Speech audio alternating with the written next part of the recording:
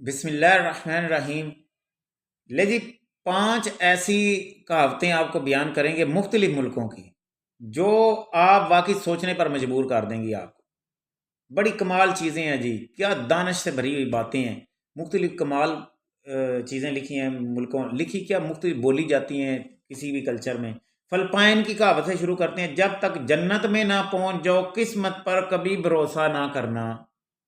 جی Philippines کے لوگ قسمت پر نہیں، آپ کوشش کرو ساتھ، یہ نہ ہو قسمت کے سارے جو بیٹھے رہتے ہیں یہ ان کے بارے میں نکارا لوگ ہوتے ہیں، بالکل ہی بیکار لوگ ہوتے ہیں۔ وہ جو قسمت میں ہوا جی ٹھیک ہے جی ٹھیک، یعنی کہ خود کام نہیں کرنا، کہتے نہیں اپنے آپ پر بھروسہ ضرور رکھیں، قسمت ٹھیک ہے جو کرے گی آپ کو کرے گی۔ اسلامک آئیڈیالوجی بھی یہی ہے، اپنی محنت اپنے حصے کا کام ضرور کرو، پھر آپ دعا ضرور ساتھ کرو، تو یہ بات ہے۔ دوسرے نمبر پر جی اردو کہاوت ہے، ایک مچھلی سارے تالاب کو گندا کرتی ہے۔ یعنی آپ دوستوں کے اندر کوئی ایک برا انسان ہے، ایک غلط انسان ہے، وہ سب کا بیڑا گرک کر دے گا، غلط تعارف بن جائے گا سب کا۔ ایک خاندان کے اندر غلط بندہ ہے، وہ جناب پورے خاندان کے لیے باعث مصیبت بن جائے گا اور دوسروں کو بھی خراب کر دے گا۔ اسی طرح کسی کلاس کسی جماعت کے اندر کوئی ایک غلط ہے، جس طرح ایک طالب علم ہوتا ہے وہ باقیوں کا بھی بیڑا گرک کر دیتا ہے۔ تو یہ بڑی ایک کمال اردو کہاوت ہے، یعنی ایک برائی کے بھی اثرات دوسروں پر ہوتے ہیں، جس طرح اچھائی کا بھی اثر ہوتا ہے برائی کا بھی ہوتا ہے، لہٰذا برائی کے اثرات ایک بندے کے دوسروں پر ہوتے ہیں، ایک مچھلی سارے تالاب کو جیسے گندا کر دیتی ہے، یہ والی بات ہے دوسری۔ اچھا تیسری کہاوت کون سی ہے جی؟ ترکی کہاوت ہے۔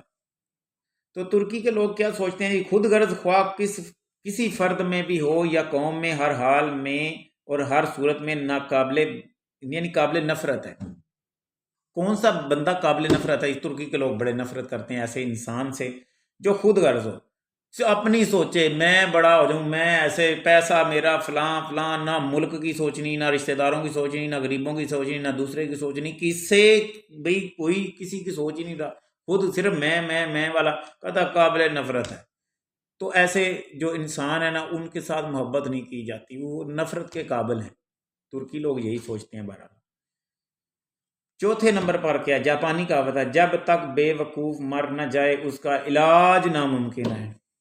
کہتا کیسے جاہل لوگ ہوتے ہیں، ایسے بے وقوف ہوتے ہیں، کبھی سدھرتے نہیں، کبھی انہیں نصیحتیں ہزار کر لو کچھ کر لو، سدھرنے والی شے ہی نہیں۔ لہٰذا وہ کہتا ہے جی مر نہ جائے اس کا علاج ناممکن ہے، وہ مر کے ان کی جان چھوٹتی ہے، ورنہ جناب وہ بیکار ایسے جناب دنیا میں پڑے رہتے ہیں اور سب کے لیے باعث زحمت بھی ہوتے ہیں۔ باعث رحمت ہونا چاہیے بندے کو، لیکن یہ باعث زحمت ہوتے ہیں۔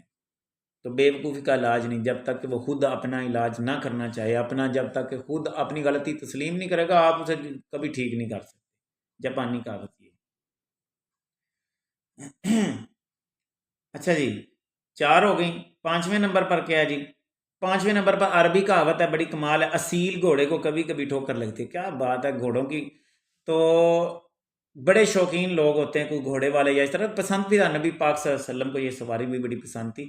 تو اصیل گھوڑے جو ہیں، نسلی گھوڑے کبھی کبھی ٹھوکر لگتی ہے، بے وقوفوں کو بڑی دفعہ لگتی ہے۔ جو اصل دانشور اچھے لوگ ہوتے ہیں، پڑھے لکھے قابل لوگ ہوتے ہیں، وہ کم نقصان اٹھاتے ہیں اس دنیا میں، یہ کہنے کی بات ہے۔ باقی نفع نقصان اللہ کی طرف سے ہوتا ہے، اس میں کوئی ایسی بات نہیں، آزمائشیں بھی آتی ہیں، ہر کسی پہ آ سکتی ہیں، لیکن آپ کسی معاملے میں معاملہ فہمی دماغ سے، سوچ ذہن سے جو اللہ نے دیا ہوا اس سے کام لیتے ہیں تو ڈیفینیٹلی آپ بہت کم نقصان اٹھاتے ہیں۔ بے وقوف اپنی بے وقوفی کی وجہ سے، اپنی جہالت کی وجہ سے بہت زیادہ نقصان اس دنیا میں اٹھاتے ہیں۔